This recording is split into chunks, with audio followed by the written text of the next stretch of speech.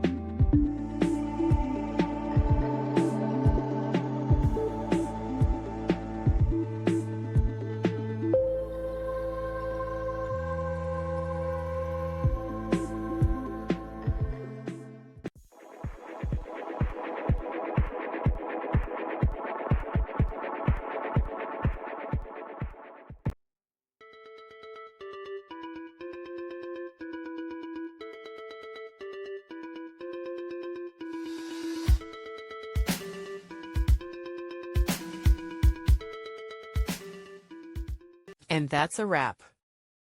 I hope you found the answer you were looking for. If you did, take a second to hit that subscribe button. It really helps out. And let me know in the comments which solution worked best for you. See you next time in the debug zone.